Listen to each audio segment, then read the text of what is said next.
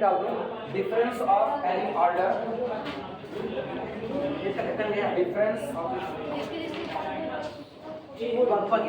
लिखो लिखो difference of any order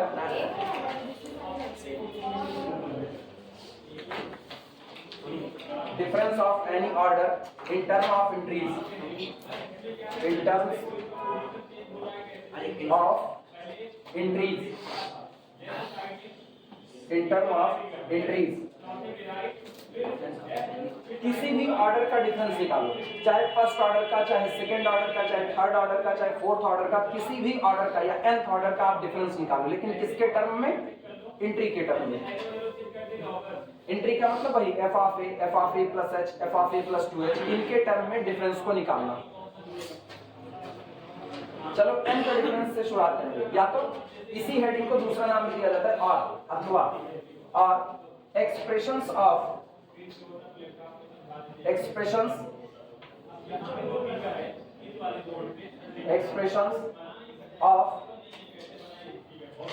nth forward difference of f of a in terms of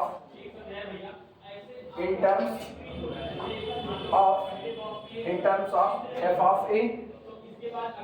of a plus h up to so on, f of a plus 2h so on। लेकिन ये भी याद रखना exam होगा third year का अप्रैल में, और अप्रैल में भी ना मान करके चलो तकरीबन 10-12 अप्रैल में भी, ठीक है, इसके पहले नहीं होगा। तो स्कूल पहले जाना तो लापरवाही मत करना कि पढ़ाई बंद कर दो, ठीक है। हाँ, पढ़ाई बंद मत करना, पढ़ाई लगातार करते रहना, क्योंकि हम तो बंद कर देंगे ना, हम बंद करने की कोशिश मेरी यही रहेगी कि हम जितनी जल्दी से जल्दी खत्म कर सके उतनी जल्दी खत्म करेंगे। इनसे छुट्टी पाएंगे तो तुम्हारे ही ऊपर लगना है मेरे को, इनसे छुट्टी पाए पर तुम्हारा ही कोर्स मिलता है। और हम ये तय किए तुमको हम 28 फरवरी तक नहीं लेकर के जाएंगे, हम उसके पहले मैक्सिमम 20 फरवरी तक की डेट रखते हैं, जब उतने तक LPP ये सब कुछ खत्म करके फुर्सत होगी। फिर मेरे पास खाली यही क्लास बचेगी MSc फाइनल ईयर की, जिसका एग्जाम मई या जून में जाएगा, तो उसी को पढ़ा देंगे बस। तो लापरवाही मत करना कि तुम्हारा खत्म हो जाए और तुम घर पे वेट करके उसका लापरवाही, क्योंकि रियल बहुत बड़ा है, वो तुमको भी पता है, कॉम्प्लेक्स भी बड़ा है, तो ये सब कुछ तुमको खत्म करना है। दोहराते दोहराते चलो m फॉरवर्ड डिफरेंस निकालते हैं। लिखना delta m f of a is equal to, entry के टर्म में निकालना है, ध्यान देना, मेरे को nth फॉरवर्ड डिफरेंस निकालना है, लेकिन फॉरवर्ड डिफरेंस के टर्म में नहीं निकालना है, मुझको किसके टर्म में निकालना है? एंट्री के टर्म में। जैसे अगर हम पहला फॉरवर्ड डिफरेंस निकालें, ध्यान देना, first forward difference f of a, तो ये मेरा क्या आता है? ये मेरा आता है f of a plus h minus f of a। चलो ये तो एंट्री के टर्म में आया ना, लेकिन अगर हम सेकंड निकालें delta two f of a, तो ये एंट्री के टर्म में नहीं, ये पहले फर्स्ट फॉरवर्ड डिफरेंस के टर्म में आता है। This is equal to delta f of a plus h minus delta f of a। अब ये डिफरेंस के टर्म में आया ना, लेकिन मुझको किस में चाहिए? एंट्री के टर्म में। तो एंट्री के टर्म में तो मुझको इसको पहले लिखना पड़ेगा f of a plus 2h minus f of a plus h, फिर इसको लिखना पड़ेगा minus f of a plus h और minus minus plus f of a। लेकिन अब सोचो, दो ही बार में कितना चल गया, 3 बार ऑपरेट कराएंगे तो और ज्यादा काम करना पड़ेगा, 4 बार में और ज्यादा करना पड़ेगा। हम ये नहीं चाहते, हम चाहते हैं एंट्री के टर्म में मुझको डिफरेंस मिल जाए और एक ही बार में मिल जाए, इधर उधर ना करना पड़े, वही काम करने चलो। तो एक काम करो, शिफ्ट ऑपरेटर को जिंदा कर लो, डेल्टा की जगह पर शिफ्ट ऑपरेटर रख दो, e minus 1 power n operated on f of a। लिखा जा सकता है क्या? डेल्टा खत्म, फॉरवर्ड डिफरेंस ऑपरेटर खत्म, अब आपको जो भी मिलेगा ना वो एंट्री के ही टर्म में मिलेगा। अब आप एक काम करो, इसको एक्सपेंड कर दो पूरे को, चलो लिखने की शुरुआत कर सकते हो, अब तो पता चल ही गया ना। दिस इज इक्वल टू, ये आपको मिलेगा e की पावर n, ठीक, माइनस nc1, इसके बाद e की n minus 1 plus nc2, e की n minus 2 plus minus plus minus plus up to on, और चलते चलते लास्ट का होगा minus 1 to the power n, और बाहर रहेगा f ऑफ कितना a।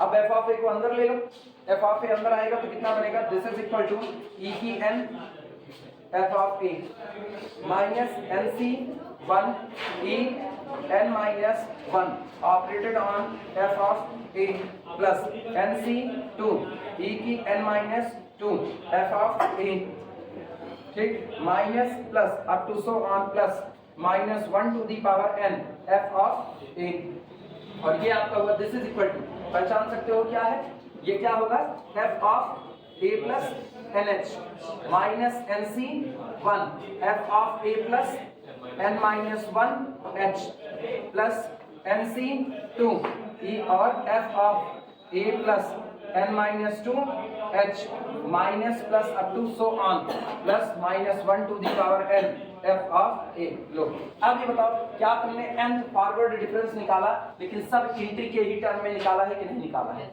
एक्सप्रेशंस मिल चुका है मुझको, नोट करो।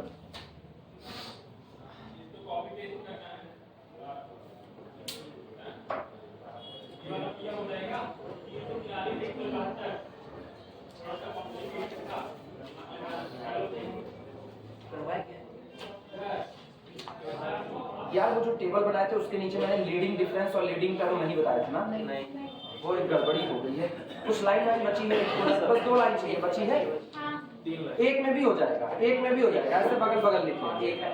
हाँ तो फिर ठीक है, अभी हम लिखा देते हैं तुरंत, उसी टेबल के जस्ट नीचे लिख देना, एक लाइन में काम चल जाएगा।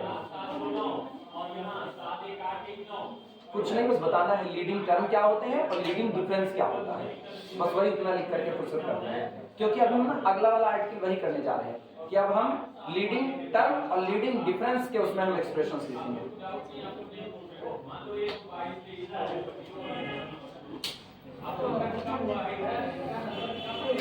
ये पूरी अपने है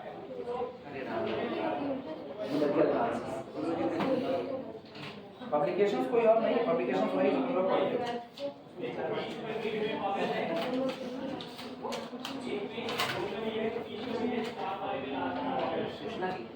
ओरिजिनल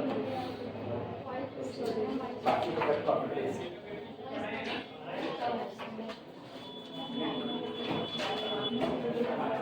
हो जाएगा तो बताना।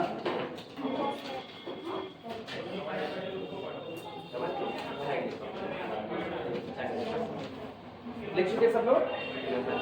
अब सुनो, वो टेबल वाले पर आ जाना, जहां डिफरेंस टेबल बनाए हो ना उसी के नीचे डिफरेंस टेबल पे लिख देना, ऐसे लिख देना लीडिंग टर्म,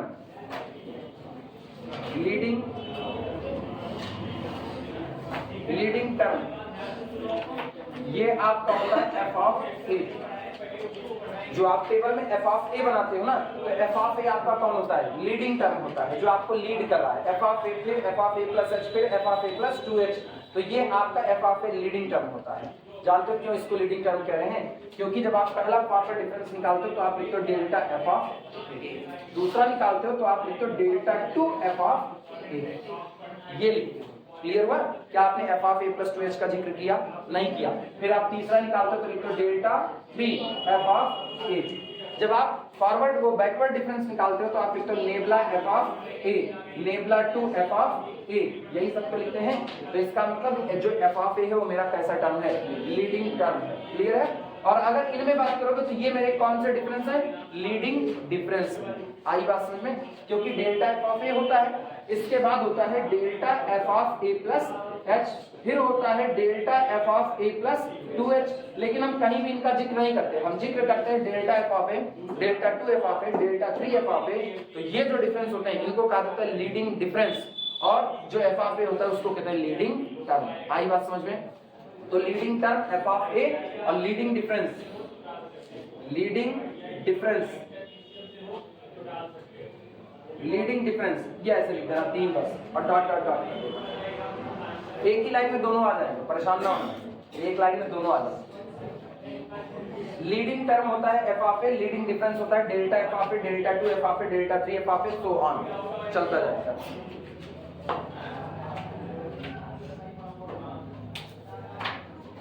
अब हम फंक्शंस की वैल्यू निकालेंगे लीडिंग टर्म और लीडिंग डिफरेंस के टर्म में।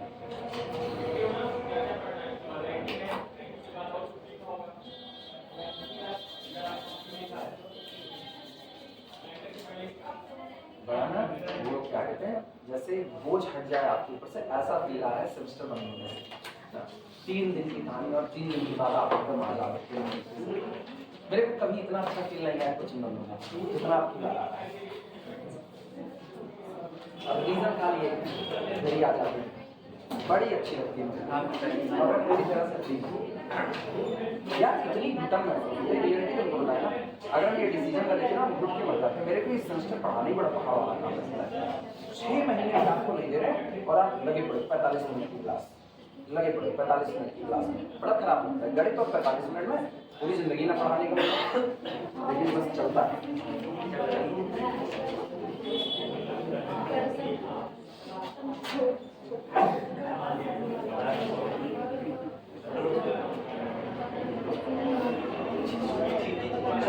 हेडिंग डाल दो, सुनो हेडिंग डालो, value of the functions, value of the function, value of the function in terms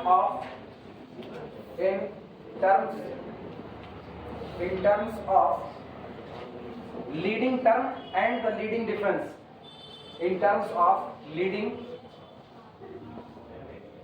term and the leading difference,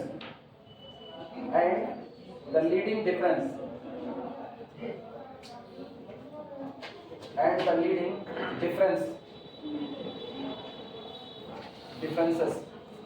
अब आप फंक्शन की वैल्यू तो निकालोगे लेकिन लीडिंग टर्म और लीडिंग डिफरेंस के फॉर्मूले निकालोगे।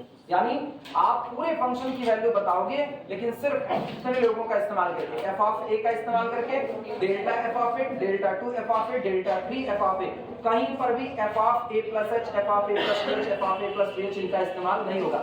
तुम अभी गौर करो, अभी मैंने लीडिंग डिफरेंस बताया, sorry leading difference, nth difference बताया, किसके टर्म में? इंट्री के टर्म में, आया ना। अब हम क्या बताने जा रहे हैं? वैल्यू ऑफ फंक्शन बताने जा रहे हैं, डिफरेंस नहीं बता रहे। फंक्शन की वैल्यू कितनी होगी और उस वैल्यू को निकालने के लिए हम सिर्फ और सिर्फ एफ ऑफ ए का, डेल्टा एफ ऑफ ए का, डेल्टा 2 एफ ऑफ ए का, डेल्टा 3 एफ ऑफ ए इनका इस्तेमाल करेंगे। हम कहीं पर भी एफ फंक्शन की वैल्यू a प्लस 2h पर, फंक्शन की वैल्यू a प्लस 3h पर इनका इस्तेमाल नहीं करेंगे। क्लियर हुआ? चलो शुरुआत करते। शुरुआत करना वही f of A plus n h से, क्योंकि फंक्शन की वैल्यू बतानी है।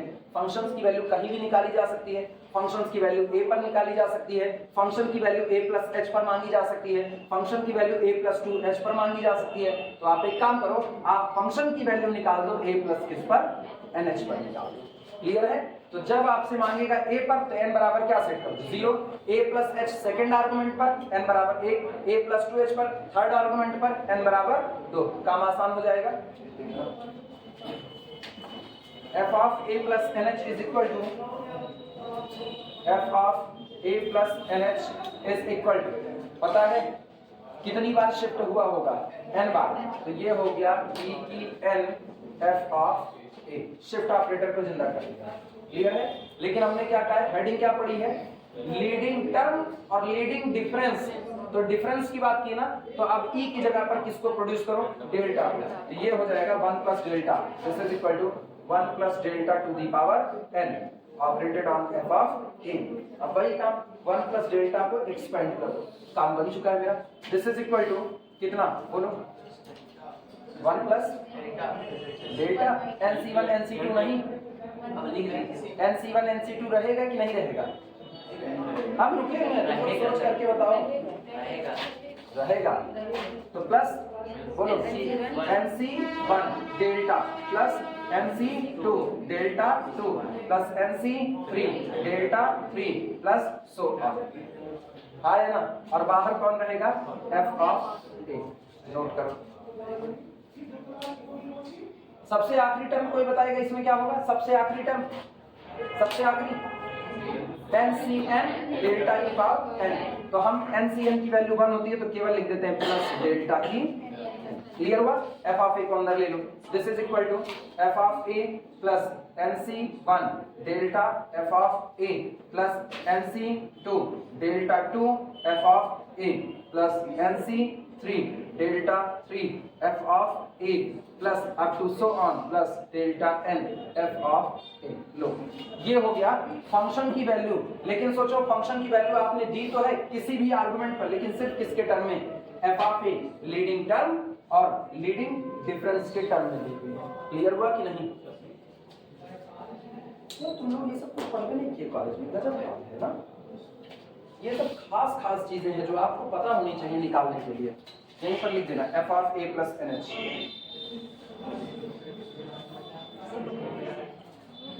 अरे वाइवा वगैरह में ये सब बड़े फेमस क्वेश्चन होते हैं कि आप बताइए कैसे होगा ना। वाइवा वगैरह सीधे पूछते हैं इसको, और ये सिर्फ वाइवा के पर्पस से नहीं है, एग्जाम में भी अगर न्यूमेरिकल निकालें आपको एग्जाम में खाली इतना कह दिया ना, केवल इतनी बात कह दिया कि हम आपको दे रहे हैं f ऑफ a आपका दे दिया, f ऑफ आपको दे दिया, sorry delta f of a दे दिया और डेल्टा 2 f ऑफ a दे दिया। तीन चीजें आपको दे दिया, ठीक। और आपसे मांग लिया value f of a plus 2h की, या फिर आपसे मांग लिया f of a plus 3h की। तो निकालने का तरीका तो फिर यही है ना, कितना है यहाँ n, तो लास्ट में कहाँ तक गए, डेल्टा n तक गए हुए हैं, हाँ या ना। तो अगर आपसे f of a plus 2h पूछेगा तो आपको डेल्टा 2 तक का डिफरेंस दे देगा, रख करके वैल्यू कैलकुलेट कर लो। f ऑफ a दिया, डेल्टा f ऑफ a दिया, डेल्टा 2 f ऑफ a दिया, रखो nc1 nc2 की वैल्यू आप निकाल सकते हो। आपको मिल गया f of a plus 2h आपका कितना होगा, डेल्टा 3 तक दे दिया तो f of a plus 3h पूछेगा। आई बात है समझ में?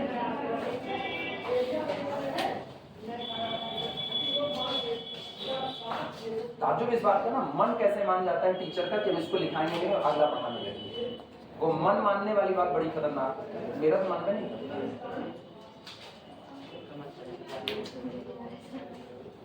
मेरा मन चंचल नहीं है, उनका मेरे से ज्यादा चंचल है। वही आप चंचल नहीं, मेरा स्थिर है ना, मेरी सेंटर ऑफ ग्रेविटी एकदम नीचे है, उनकी ऊपर है। मेरी घुटने के नीचे है, मेरी घुटने में भी नहीं है। और सुनो, मेरी सेंटर ऑफ ग्रेविटी घुटने के नीचे है, तुम्हारी अकल घुटने के नीचे है। अकल और सेंटर ऑफ ग्रेविटी दोनों अलग अलग है। नहीं थोड़ी बहुत वो भी नहीं जाते चले झूठे हमसे लगते हो, सोचते हो पार पा जाओगे, आज तक पार नहीं पाए। जो तुम आज कर रहे हो ये मैंने ना जाने कब करके छोड़ दिया। चलो करेंगे fundamental theorem of difference calculus,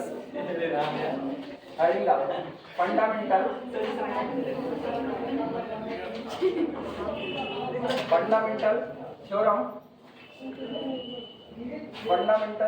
of difference calculus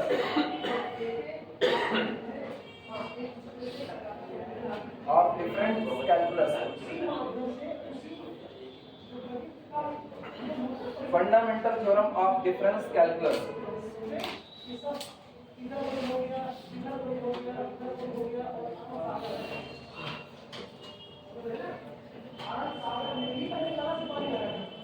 बहुत आसानी से तुमको याद करना बता रहे हैं।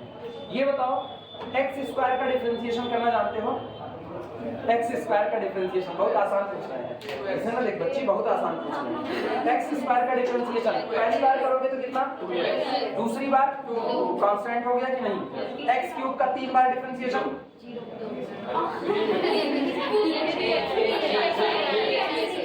रुको, एक्स की पावर 4 का 4 बार डिफरेंशिएशन, कांस्टेंट खाली इतना कांस्टेंट आएगा ना, फैक्टोरियल 4 आएगा। x की पावर n का n बार डिफरेंशिएशन कांस्टेंट है ना। अगर कांस्टेंट का एक बार और कर दे तो कितना, तो इसका मतलब x की पावर 4 का 4 बार डिफरेंशिएशन कांस्टेंट लेकिन 5 बार 0। x की पावर n का n बार डिफरेंशिएशन कांस्टेंट लेकिन n + 1 टाइम्स 0। बस यही है fundamental theorem of difference calculus, जो कहता है अगर आपका n डिग्री का पॉलिनोमियल दिया गया है, ध्यान दो, अगर आपका n डिग्री का पॉलिनोमियल दिया गया है तो n डिग्री के पॉलिनोमियल का nth डिफरेंस निकालोगे तो कांस्टेंट आएगा, लेकिन n + 1th डिफरेंस निकालोगे तो 0 आएगा। और जुड़ गया किससे, डिफरेंशिएशन से। आई बात समझ में, लिख लो इसी बात को। यही है फंडामेंटल थ्योरम, मूलभूत प्रमेय। लिख रहा if f of x, statement लिख रहा है, if f of x be a polynomial be a polynomial, if f of x be a polynomial of nth degree,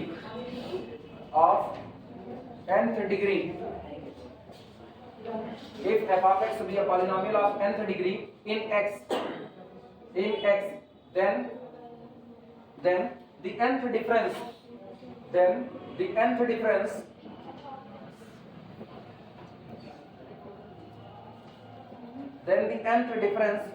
of f of x is constant,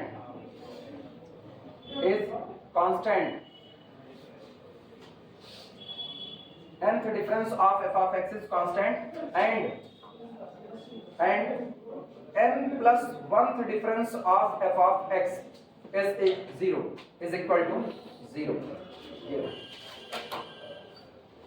जो आपका nth forward difference होगा वो आपका constant होगा, लेकिन n प्लस 1th डिफरेंस ऐसे case में आपका क्या बन जाएगा? 0 बन जाएगा। नोट करो।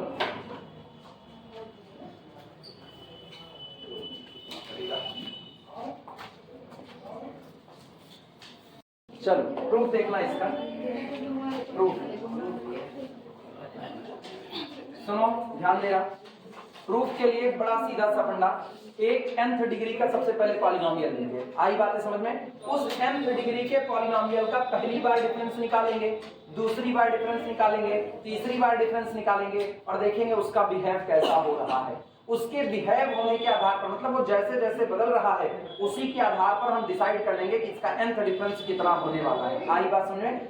nth डिग्री का पॉलिनोमियल है। अब nth डिग्री का पॉलिनोमियल n बराबर 10 हो सकता है, 50 हो सकता है, 100 हो सकता है। आप ये नहीं कह सकते कि मैंने 50 डिग्री वाले को प्रूफ करके दिखा दिया तो 51 डिग्री वाला भी वैसा ही बिहेव करेगा, कोई जरूरी नहीं है। लेकिन अगर आप कहते हो ना मैंने जनरल nth प्रूफ कर दिया, तो आप n बराबर कुछ भी रख सकते हो। तो सबसे पहले हम nth डिग्री वाले के साथ देखेंगे उसका पहला डिफरेंस, उसका बिहेव चेक करो कितना आया, दूसरा डिफरेंस बिहेव चेक करो कितना बच रहा है, तीसरा डिफरेंस चेक करो कितना बच रहा है। उसके आधार पर आप नकल बैठा लोगे कि आपका nth डिफरेंस कितना बच सकता है, और वो कितना बचना चाहिए?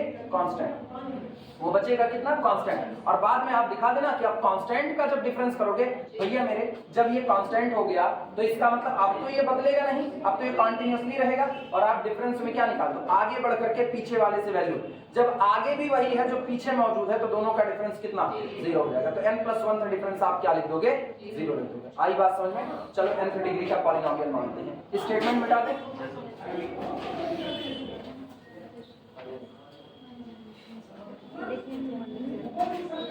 लिखना let f of x is equal to, बहुत सुनो, दिमाग बिल्कुल मत भटकाना, थ्योरम में टेक्निकलिटी है, इसीलिए खूब इत्मीनान से देखते चलो और समझते चलो। लिखना let f of x is equal to a0 plus a1 x plus a2 x square plus a3 x की power 3 plus up to so on plus an x to the power n। ये मैंने nth degree का एक polynomial मान लिया है। Clear हुआ? चलो डेल्टा f ऑफ x निकालते हैं। पहला फॉरवर्ड डिफरेंस निकालते हैं और बिल्कुल इत्मीनान के साथ काम करना, कोई हड़बड़ाहट नहीं, नहीं तो एक बार गड़बड़ होगा फिर पकड़ नहीं मिलेगा। नाउ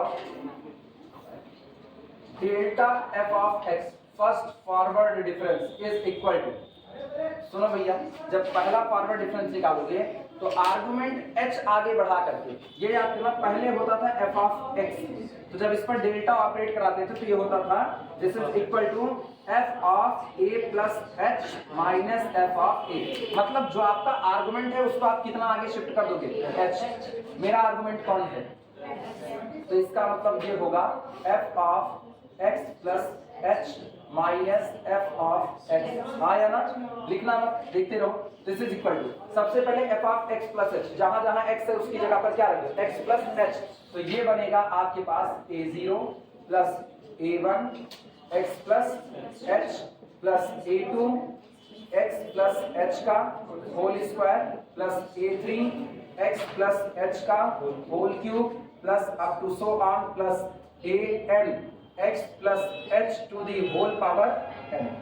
ठीक, और माइनस ये पूरा a0 plus a1 x plus a2 x square plus a3 x की power 3 plus up to so on plus an x to the power n। किसी को कोई तकलीफ नहीं? तुम एक चीज गौर करो, ये a0 इस a0 से कैंसिल आउट हो जाएगा। आया ना? नोट करो।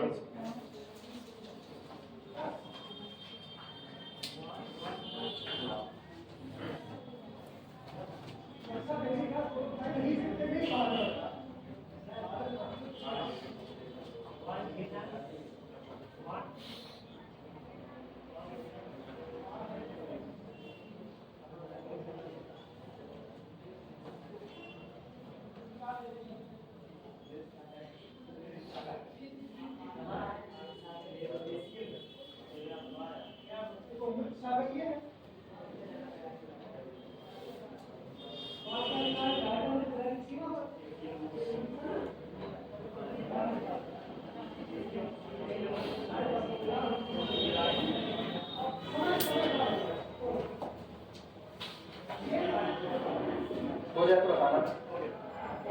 सब लोग लिख चुके हैं? लिखो लिखो लिखो, हमको बहुत इत्मीनान से इसको चलाना है। ये गया तो सब गया वाली कहानी है।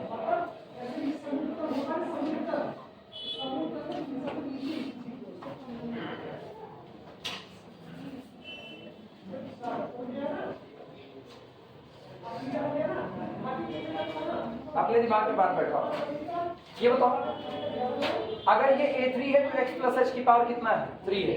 अगर ये am है तो x प्लस एच की पावर कितना है? 10 है। बराबर बराबर मामला है। इसके जस्ट पहले वाला मेरे को बताओ, इसके जस्ट पहले वाला यहाँ कौन होगा? an-1 x plus h to the power n-1, यही होगा कि नहीं?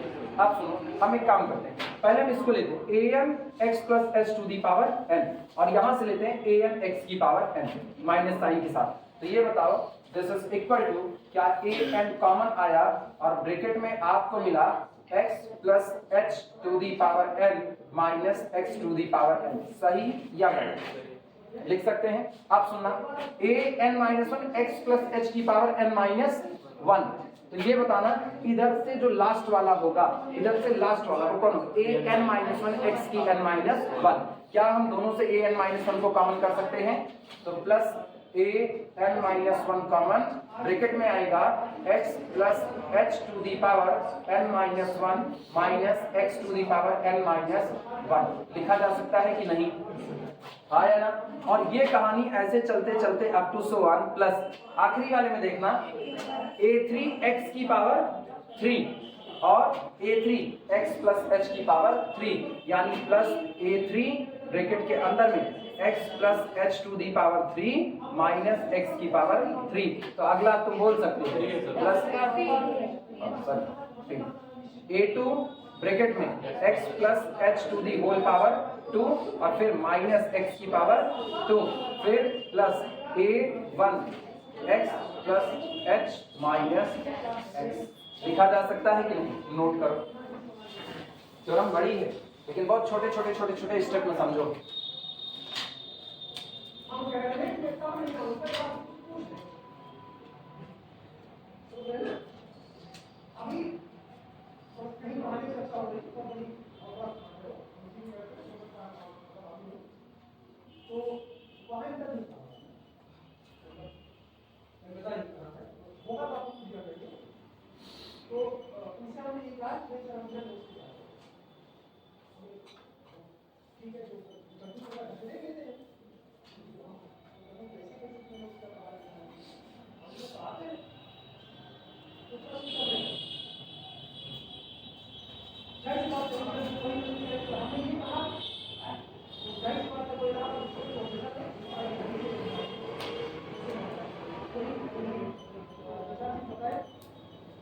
ऐसा लिखना, कुछ ना करना, बाद में तुम्हें समझना है, मेरे को नहीं।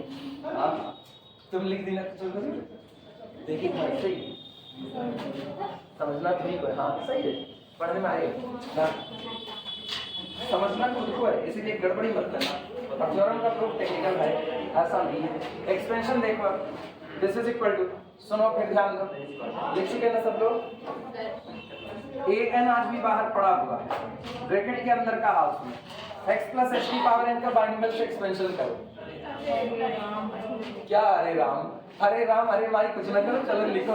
हाँ, x प्लस एच की होल पावर n का एक्सपेंशन करो, कितना आएगा? nc0 x की power n plus nc1 x to the power n minus 1 h to the power 1 plus nc2 x की पावर n माइनस 2 h की पावर 2 अब 200 plus जो रहेगा वो देखा जाएगा। ये सब ऐसे चलते चलते minus x to the power लिख सकते हैं कि नहीं? ये पहला ब्रैकेट है। अब सुनो, अब दूसरे ब्रैकेट में x की पावर x प्लस h की पावर n माइनस 1 का एक्सपेंशन करो। दूसरे क्या रहने और कोई रास्ता नहीं बच्ची, रास्ता तो यही तभी करवा रही है। ये बताओ गणित वाले हो करेंगे ऐसे ही मुर्दगी छा गई 2 मिनट में। प्लस an माइनस 1 तभी तुम्हारे यहाँ शुरुआत देते हैं, इसीलिए। और तभी तुम लोग पूछ नहीं सकते हो, इसीलिए ना। पढ़े होते तो पूछते सर जी वो फंडामेंटल थ्योरम रह गई है, उसका प्रूफ बता दीजिए। तब पढ़ भी नहीं करोगे किताब उठा करके। an माइनस 1, चलो इधर n माइनस 1 c0 किस पे? हाँ कहेंगे ये एक्सपेंशन है, यही एक्सपेंशन रख लो ना। n माइनस 1 c0 x की power n minus 1 x to the power n minus 1 plus हाँ इन्हीं के बगल है n minus 1 c1 x to the power n minus 2 और h to the power 1 plus इस तरीके से चलते चलते तो on plus n minus 1 c third year वाले लर्निंग तेज है n minus 1 cn h to the power n minus 1 और लास्ट में क्या हो जाएगा? x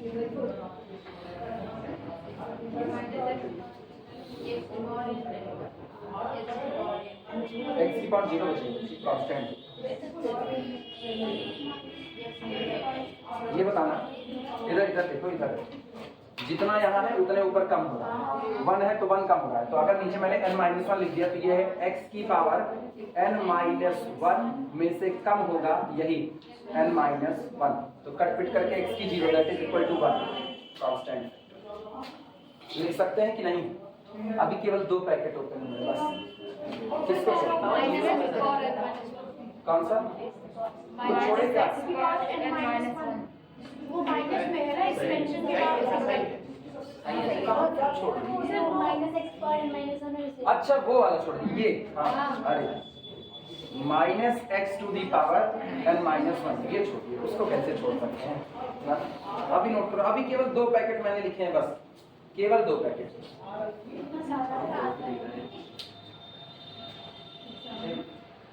अब plus up to so on ऐसे चलते चलते अब ये वाला, फिर ये वाला, अब फिर बताया हमने पहले ऐसे कर लो टॉपिक में। इसका वैसे भी ना वैसे भी ना।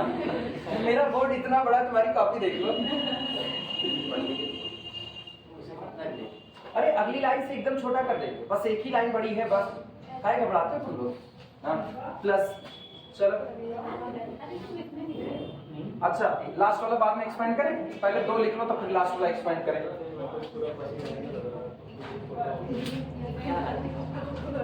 बताओ तुम लोग घबरा गए, पूरा यन्ने तुमको हम पढ़ा रहे हैं और हम इसको खुद से पढ़े हैं, तब भी तुम लोग घबरा गए। सोचो जिस वक्त हम इसको खुद से पढ़ेंगे मेरी क्या हालत रही होगी। ये मत कहना आप टैलेंटेड हैं, कह भी सकते हो। वो क्या वो खुश हुआ खुद ही पढ़ाई करेंगे और नहीं तो क्या, दुनिया तुम्हारी पढ़ाई करेगी नहीं। हाँ चरखा चले माल बुधवार, आप पूछे आप खाए, अपने मुंह मिठू रहे, दिक्कत कौन सी?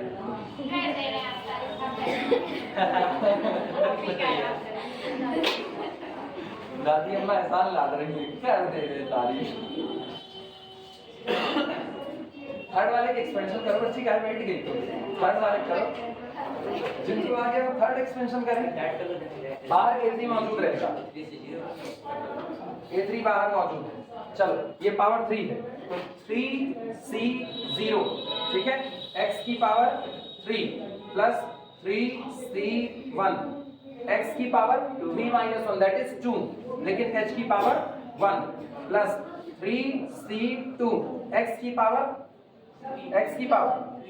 कितना 3 S की पावर 1 हाँ भैया पावर घट रही है x की 3 2 1 और h की बढ़ रही है 0 1 2 h की पावर 2 प्लस 3c3 और h की पावर 3 वो कांस्टेंट टर्म रहेगा क्योंकि x की पावर क्या 3 माइनस 3 दैट इज 0 और लास्ट में कौन बचा है वो आखिरी वाला ब्रैकेट माइनस x की पावर 3 ठीक है प्लस अगला वाला a2 ब्रैकेट के अंदर चाहो तो उसको सीधे भी ओपन कर सकते हो और चाहो तो उसी फार्मूले में रखो उसको भी 2c0 x की पावर 2 प्लस 2c1 x की power 2 minus 1 that is equal to 1 और h की पावर 1 प्लस 2c2 h की पावर 2 माइनस x स्क्वायर और सुन भैया ये प्लस x माइनस x कटा तो प्लस a1h अब पूरा एक्सपेंशन खत्म हुआ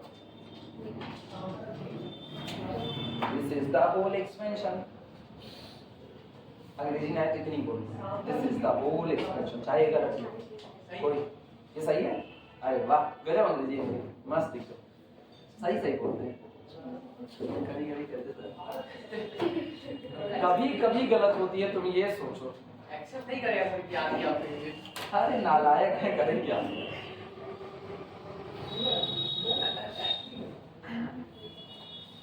एक दो तीन चार पैकेट कुल बने हुए हैं अब 4 पैकेट में तुम लोगों को ना 4 गरम हो रहे हैं ये सोचिए क्लाइंट भूले ना लिखना कुछ नहीं भूले हैं आरोप न लगाया करो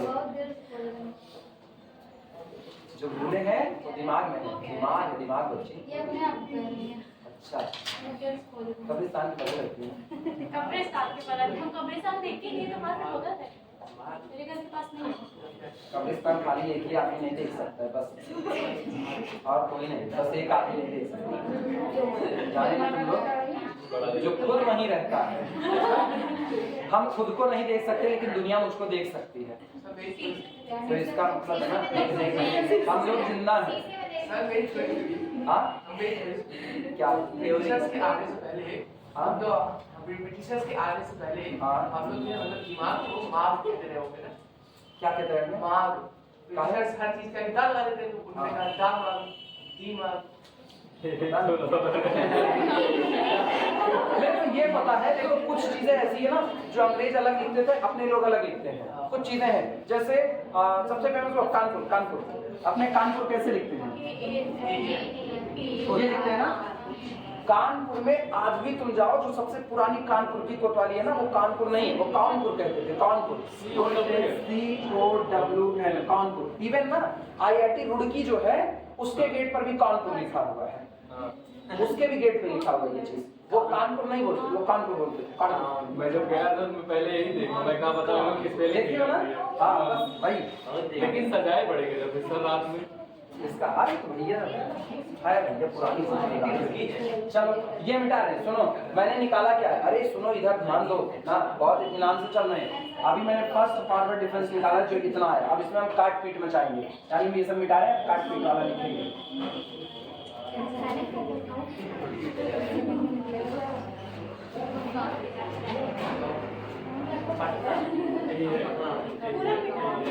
पूरा नहीं मिटाए हैं आप लोग थोड़े बोल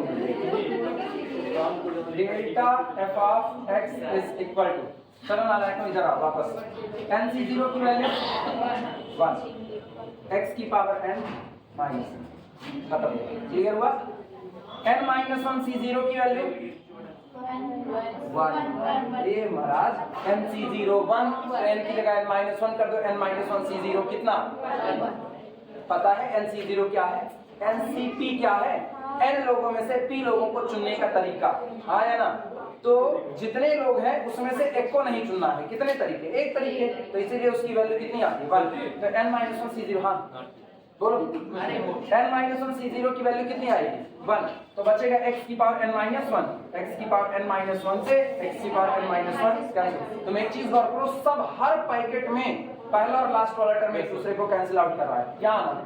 एन 3c0 की वैल्यू कितनी 1, x की पावर 3 इस x की पावर 3 को कैंसिल आउट करेगा, तो x स्क्वायर इस x स्क्वायर, और वो बेचारा x काट ही दिया है, काटो। सर जी हाँ जी। पुर को पुर नहीं लिखे हैं, POR ही लिखे हैं। ये देखिए कानपुर लिखे हैं ना। अच्छा, तो मेरी इंफॉर्मेशन में गलती थी, मतलब हम PUR लिखे थे। अरे हाँ कानपुर। हाँ वीडियो भी जूम होता है, ऐसा नहीं होता है। CA, अच्छा CO नहीं लिखे, CAWN काउन PORE। देख लो बच्चे, नहीं तुम लोग मानोगी नहीं। वीडियो प्ले करिए, पूरा आएगा। नहीं जूम किए हुए ना तो जल्दी दिखेगा। लो। हम अभी दिखाए ना। ये देखो ये। नहीं मानोगे, जिद मानोगे। काट पीट दिए, चलो शुरुआत करें, अब ध्यान देना। तुम ये बताओ, चलो इधर इधर इधर दिमाग दो, क्या तुमने x की पावर n उड़ा दिया कि नहीं उड़ा दिया? उड़ा दिया। तो मतलब nth डिग्री तो खत्म हो गई। डिग्री का डिग्री का पॉलिनोमियल था n डिग्री का, और आपने पहली ही बार डिफरेंस निकाला और एक डिग्री x की पावर n वाला खत्म हो गया। हाँ या ना? अब देखो कई डिग्री से शुरुआत है, n माइनस। तो जब आप nth डिग्री के पॉलिनोमियल का फर्स्ट डिफरेंस निकाले तो उसने एक डिग्री कम करके अब अगले शुरुआत n-1 से, तो इसका निकालोगे तो n-2 से, अगले का निकालोगे तो n-3 से। घटना चालू हो गया कि नहीं? नहीं, इतना नहीं था अपने लिए। Then delta f of x is equal to, तो तुम्हारे दिमाग में एक बात बैठ जानी चाहिए, अब जो पॉलिनोमियल बनेगा वो कै डिग्री का होगा? n-1 डिग्री का होगा। हाँ या ना? और सारा किस्सा सुनो किस पर होगा? सारा किस्सा अब इस पर होगा। इसका मतलब जो n-1 डिग्री का पॉलिनोमियल है तो वो कैसे लिखा जाता है वो बताना। x की पावर n-1, x की पावर n-2, x की power n-3 up to so on, last में आपका कौन होता था? Constant term. यहाँ x की पावर n-1 का कोई कोफिशिएंट होता था, हाँ या ना? x की पावर n-2 का कोई कोफिशिएंट होता था, x की पावर n-3 का कोई कोफिशिएंट होता था, यही सब तो था ना। अरे तो कोई दिक्कत नहीं, इसका कोफिशिएंट bn-1 कर देंगे, इसका कोफिशिएंट bn-2 कर देंगे, इस तरह चलते चलते लास्ट में कांस्टेंट क्या कर देंगे? b0 कर देंगे। ये तो हम कर सकते हैं कि नहीं? और मुझको सारी मेहनत करनी है केवल और केवल एक कोफिशिएंट निकालने पे, कौन सा? bn-1। बाकी मेरे को किसी कोफिशिएंट को निकालना नहीं है। आई बात है समझ में? तुम केवल ये पता कर लो bn-1 मतलब x की पावर n-1 का कोफिशिएंट कितना आएगा, वो पता करना बहुत आसान है। सुनो, x की पावर n-1 यहाँ दिख रहा है कि नहीं? जहां जहां दिख रहा है वहां वहां हम टिक लगा रहे हैं, x की पावर n-1 लिखा। सहमत हो कि नहीं? फिर सुनो, क्या यहाँ x की पावर n-1 दिखेगा? क्योंकि ये शुरुआत किससे है? n-2 से है। फिर अगला होगा n-3, तो इसमें x की पावर n-1 मिलने वाला नहीं है। क्या यहाँ आपको आगे कहीं पर भी मिलेगा? नहीं मिलेगा। तो x की पावर n-1 का कोफिशिएंट आपको यहीं से मिलेगा। कितना? n-c0 h की पावर 1, यही कोफिशिएंट है x की पावर n-1 का। सहमत हो कि नहीं सहमत हो? लिखना अब इसी बात। f of x is equal to b0 plus b1x plus b2x square plus up to so on plus bn-2 x की पावर n-2 plus bn को हम नहीं लिखेंगे, बल्कि सॉरी bn-1 नहीं लिखेंगे, bn-1 की जगह देखो क्या लिखेंगे? bn-2 an nc1 into h। जरा कोई मेरे को nc1 की वैल्यू बताएगा? या हम लिख देते हैं प्लस nc1 an रुकिए बच्चा, nc1 an और into h, और यहाँ x to the power n-1। सही या गलत? नहीं समझ पाए? नहीं समझे? सुनो मैंने क्या किया, मैंने कहा इस पूरे पॉलिनोमियल को देखने पे, देखिए बहुत बड़ा पॉलिनोमियल, छोटा तो है नहीं कि आप इसको समेट दोगे, तो इसको देखने पर मुझको ये पता चलता है भैया x की पावर n तो कट चुका है, और जहां अब डिग्री एक कम से नजर आ रही वो है x की पावर n-1। तो इसका मतलब जो मेरा नया पॉलिनोमियल बनेगा वो n-1 डिग्री का पॉलिनोमियल बनेगा। तो जब वो n-1 डिग्री का बनेगा तो आपको मिलेगा x की पावर n-1 अपने कोफिशिएंट के साथ। तो हम केवल एक काम कर रहे हैं कि हम x की पावर n-1 का ही कोफिशिएंट लिख रहे हैं, बाकी मुझको पता है पूरा पॉलिनोमियल n-1 डिग्री का है, तो अब डिग्री धीमे धीमे कम होगी। तो x की पावर n माइनस 2 कोफिशिएंट जो भी आए उसको क्या नाम दे दिया bn माइनस 2। फिर x की पावर n माइनस 3 कोफिशिएंट जो भी आए नाम दिया bn माइनस 3। चलते चलते x की पावर 2 b2, x की पावर 1 b1 और b0। ये b1 b2 b3 b0 जो मिलेंगे ना वो इनको सॉल्व करने पर मिलेंगे। लेकिन मेरे को कोई पागल कुत्तू काटा हुआ है कि हम इसको सॉल्व करेंगे? नहीं। तो बस ठीक है, अपने लोग केवल x की पावर n माइनस 1 करते हैं। आई बात समझ में? नोट करो। नहीं काटा ना? उधर पागल हो, का पागल कुकुर काटेगा। NC1 की वैल्यू नहीं बताए तुम आपको? n आएगा? ठीक, तो इसका मतलब सुधार करके लिख देते। This implies that delta f of x is equal to b0 plus b1x plus b2 x square plus so on plus bn minus 2 x की power n minus 2 plus n an h x की power n minus 1।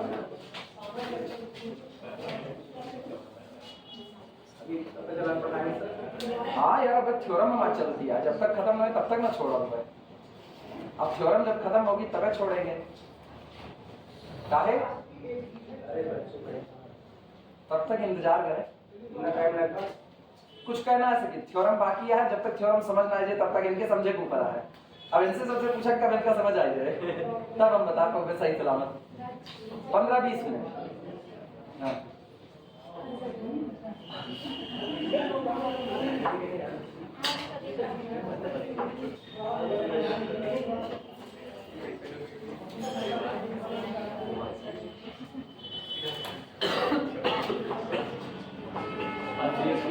लिख लिए भैया, सब लोग इतना लिख लिए।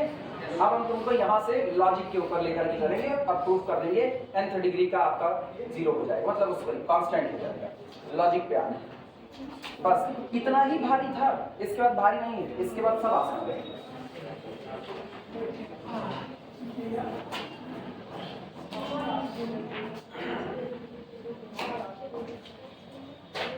लिखना दिस इंप्लाइज दैट, यहां से हमको मिलता है this implies that first forward difference delta f of x is a polynomial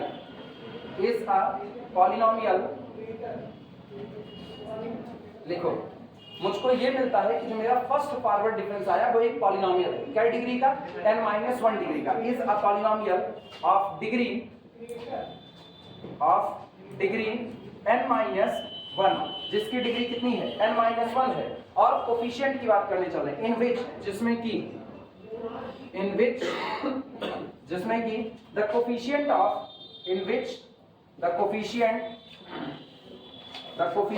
of x की power n-1 is equal to, दिमाग दौड़ाना, n-1 का जरा तुम कोफिशिएंट पहचानो, क्या लिखा है? दिमाग से पहचाना नहीं, पहले तो लिखा है n, तो हम लिख देंगे मेन पॉलिनोमियल की डिग्री n, जिसको मैंने पहली बार डिफरेंशिएट किया था, वो कितना आया? n आया। इसके बाद फिर साथ में कौन आया? h आया। इसके बाद कौन आया? an। लेकिन an एक्चुअल में कौन है? an कौन है? an है x की पावर n का कोफिशिएंट मेन पॉलिनोमियल में, हाँ या ना? तो into coefficient of x to the power n। फिर से वापस समझना, मैंने क्या लिखा? डेल्टा f of x एक पॉलिनोमियल होगा जिसकी डिग्री n-1 होगी, और x की पावर n-1 जो आपका पहला टर्म है उसका जो कोफिशिएंट होगा वो कोई और नहीं, वो आपका होगा मेन पॉलिनोमियल की डिग्री n, जिसका आपने अभी डिफरेंस निकाला, इनटू आपका जो आर्गुमेंट में बढ़ोतरी हो रही है h, और इनटू कोफिशिएंट ऑफ x की पावर n। क्या यही कोफिशिएंट है कि नहीं? n, an, h। तो n और h सामने दिख रहा है, और कोफिशिएंट ऑफ x की पावर n कितना है? क्लियर हुआ कि नहीं हुआ? नोट करो, बिना कंफ्यूज हो कहीं पर।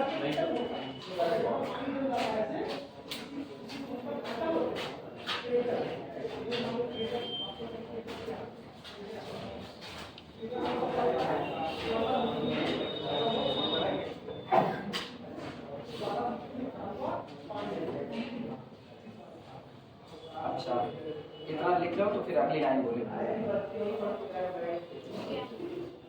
तो हम लॉजिक खत्म करेंगे, रेगुलर क्लास में खत्म नहीं हो सकती। अब सुनो, ये बताओ डेल्टा f of x तुम्हारा एक और पॉलिनोमियल आया कि नहीं आया? पूरा पॉलिनोमियल है। हम उस पूरे पॉलिनोमियल को क्या फाई ऑफ x मान सकते हैं कि नहीं मान सकते हैं? लेकिन फाई ऑफ एक्स कै डिग्री का पॉलिनोमियल होगा? n-1 डिग्री का पॉलिनोमियल। क्लियर हुआ कि नहीं? अब सुनना, सबसे पहला पॉलिनोमियल था f ऑफ x, जिसकी डिग्री कितनी थी? n थी। फिर आपने क्या किया? आपने डेल्टा f ऑफ x निकाल लिया, लेकिन डेल्टा f ऑफ x आपको मिलता है कि it is phi of x, मतलब n-1 डिग्री का पॉलिनोमियल। अब जो भी है तुमने f ऑफ x के साथ किया, वही बिहेव तो तुम किसके साथ करोगे? डेल्टा f ऑफ x का। तो जब इसके साथ बिहेव किया तो ये पॉलिनोमियल रिड्यूस हो गया n-1 में। ये कै डिग्री का है? n-1। तो जब इसके साथ बिहेव करोगे तो ये रिड्यूस होगा किसमें? n-2 में। डिग्री और धीमे धीमे कम हो रही नहीं। तो जो n-2 डिग्री वाला आया, जब उसके साथ बिहेव करोगे तो वो रिड्यूस होगा किसमें? n-3 में। यही काम अपने को लिखना है, प्रोसीडिंग इन दिस वे वाला। ठीक, देखना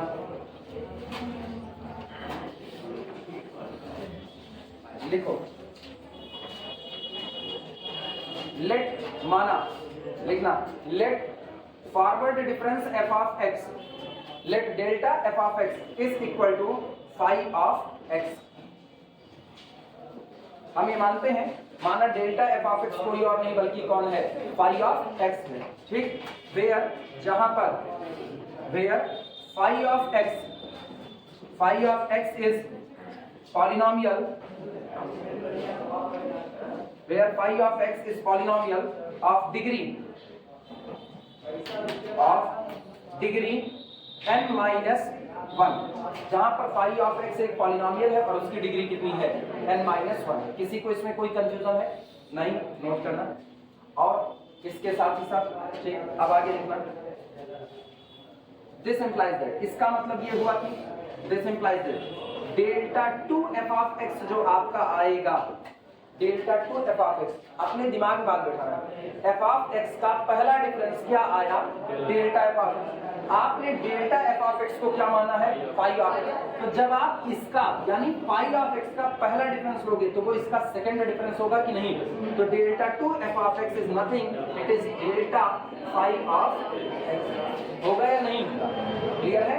और ये क्या डिग्री का होगा? n-2 डिग्री का। लिखना delta f of x, obviously स्पष्टता, obviously delta phi of x, delta phi of x is a polynomial,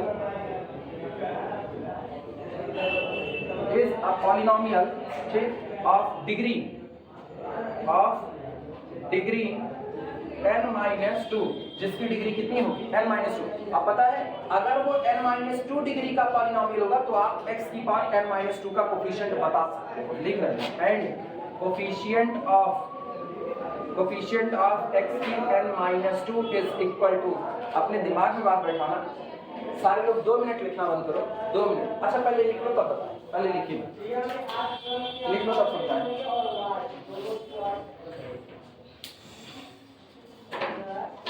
आज टॉपिक को पढ़ेंगे और विचारों के आधार पर क्रिया के बारे में पढ़ेंगे।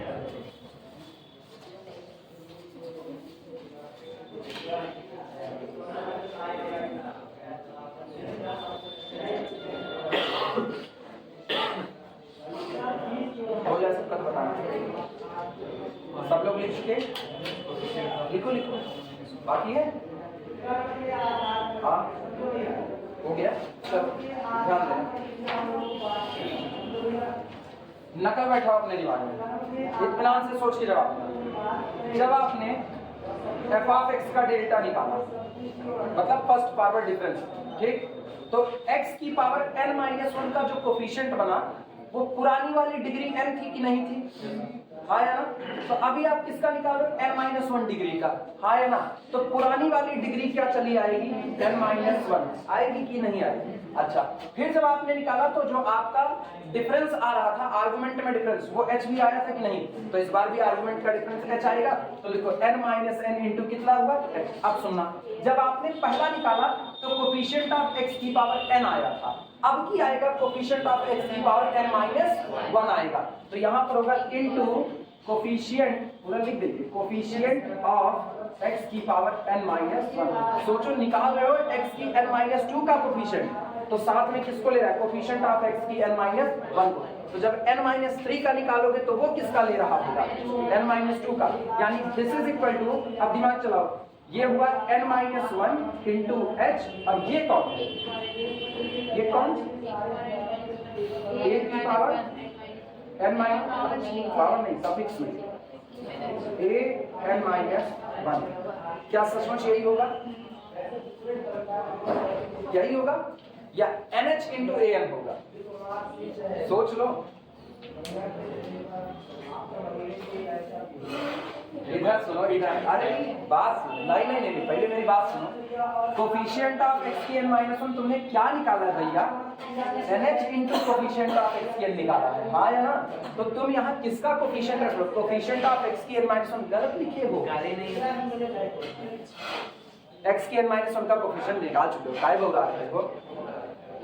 इधर सुनो, n-1 इंटू h लिखने का लॉजिक पता चला। अब आपको बगल में लिखना है कोफिशिएंट ऑफ x की पावर n-1, और इसका कोफिशिएंट को जो तुमने निकाला हुआ है, कोफिशिएंट ऑफ x की पावर n-1 ये आया है nh, तो यहाँ हम लिख रहे हैं nh into coefficient of x की पावर n। बोल भैया कितना हुआ? n-1 into h into n into h into कितना? an। तो एक्चुअल में क्या बना? एक्चुअल में बना h की पावर 2, हाँ है ना, n इंटू n-1 और कितना? an। तुम्हारे दिमाग में नकल बैठनी चाहिए, सुनो नकल सुनो। किसका कोफिशिएंट निकाल रहे हो? तो तुमने लिखा n इंटू n-1। यहाँ कौन है? 2, यहाँ कौन है? 1। एक कम है कि नहीं? यहाँ 2 है तो यहाँ पावर कितनी है? 2, और लास्ट में an आया कि नहीं आया? तो सोचो अपने दिमाग से, x की पावर n-3, जब आप थर्ड डिफरेंस निकालोगे तो x की n-3 का कोफिशिएंट n-1 3 है ना, n-2 h की पावर 3 और लास्ट में an। ब्रेकिंग करनी आए कि नहीं है? नोट करो हो गया काम।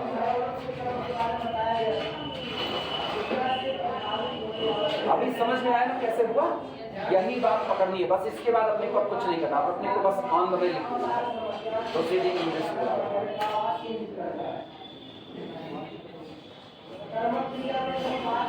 जो कहते हैं ना हो गया मेरा कोर्स खत्म, हो गया कोर्स खत्म, रिवीजन करवा रहे, इसीलिए हो जाता है। ये करवाओ ना हो जाएगा। 1 घंटे के ऊपर हो चुके हैं, इसको लेकर के चलते हैं, समझाना पड़ता है, हम थोड़ी चलते। वो अपनी जगह सही है, अपनी जगह सही है। मेरे को ये है, आज नहीं पढ़ लोगे तो कल नहीं पढ़ सकते। आज तो हम सिखा रहे हैं, कल खुद से सीखना। और फिर कोई लड़का कहेगा सर कैसे आया, तो सर आँख चुराए भाग रहे हैं, फिर तो तुम्हारे साथ यही होगा ना। फिर तुम कहोगे यार हमारे समय में हमारे सर नहीं पढ़ाए थे। आएगा तो समझाओगे, नहीं आएगा तो नहीं समझाओगे। चट्टाई आदमी बचपन से सीखता है, बड़ा होके नहीं सीखता ना। बचपन से सीख रहेगा तो आगे चट्टा बन जाएगा।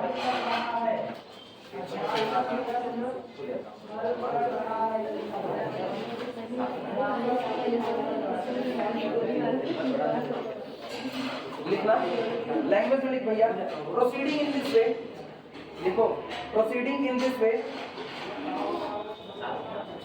लिखो, proceeding in this way, proceeding in this way, इस तरीके से आगे बढ़ते हुए, proceeding in this way, delta n f of x। सुन भैया, जब आप पहला डिफरेंस निकालते हो डेल्टा f ऑफ x तो 1 डिग्री कम होती है, जब दूसरा निकालते हो तो 2 डिग्री कम होती है, तीसरा निकालते हो तो 3 डिग्री कम होती है, तो n निकालोगे तो n डिग्री, मतलब कई डिग्री बनेगा? 0 डिग्री का। हालांकि 0 डिग्री टेक्निकली कहीं नहीं जाती है, लेकिन अभी हम समझने के लिए ऐसा कह सकते हैं कि नहीं। लिखना delta n f of x is a polynomial, is a polynomial, is a polynomial of degree 0। लिख सकते हैं कि नहीं? लिख, that is अर्थात डेल्टा n या that is constant। भैया याद रखना, हम केवल तुम्हारे समझाने के लिए लिखाए, टेक्निकली कांस्टेंट की डिग्री आप 0 नहीं कहते हो, ठीक है? Delta n f of x is equal to, मेरे साथ एक रिदम में बोलो जरा। जब तुमने n-2 किया तो n किया और n-1 पर रुक गए, आया ना? तो जब तुम n का डिफरेंस निकाल रहे हो तो n, n-1, n-2, n-3 चलते चलते से इससे एक कम पर रुक जाओगे, यानी n माइनस n माइनस आया ना। अब सुनो, फिर जब तुमने दो n-2 किया तो h की पावर 2 हुआ। यहाँ तुम क्या कर रहे हो, h की पावर n, और साथ में an तो है ये है रहेगा। अब सोचो ये आया कितना, this is equal to n, n-1, n-2 so on. इसको क्या यही है कि नहीं है, आया ना। और h की पावर n a n, क्या भैया ये कांस्टेंट है कि नहीं है, इट इज अ कांस्टेंट। अरे तुम चाहो तो इसको लिख दो ऐसे, फैक्टोरियल n h की पावर n और a n, this is equal to constant. और अगर ये कांस्टेंट हो गया सो इसलिए n+1 forward difference of f of x, constant का फॉरवर्ड डिफरेंस 0, प्रूफ हो गया भैया, तुरंत हो गया। अब अगर आपका n डिग्री का पॉलिनोमियल है तो फंडामेंटल थ्योरम कहते हैं उसका nth फॉरवर्ड डिफरेंस एक कांस्टेंट होगा, लेकिन n+1 फॉरवर्ड डिफरेंस 0। क्लियर हुआ, नोट कर लेना बस। यहाँ पर ये थ्योरम खत्म होती है।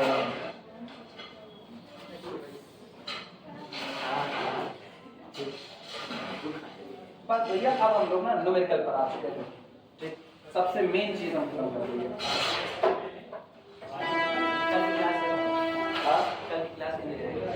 कल तुम लोग नहीं रहोगे ना, कल तो 1 बजे से लेकर के 2 बजे तक उनको 10 से लेकर के 2 बजे तक तुमको खाली फर्स्ट सेमेस्टर वाला। कल ग्रीन बॉक्स स्ट्रोक्स थ्योरम पढ़ाएंगे।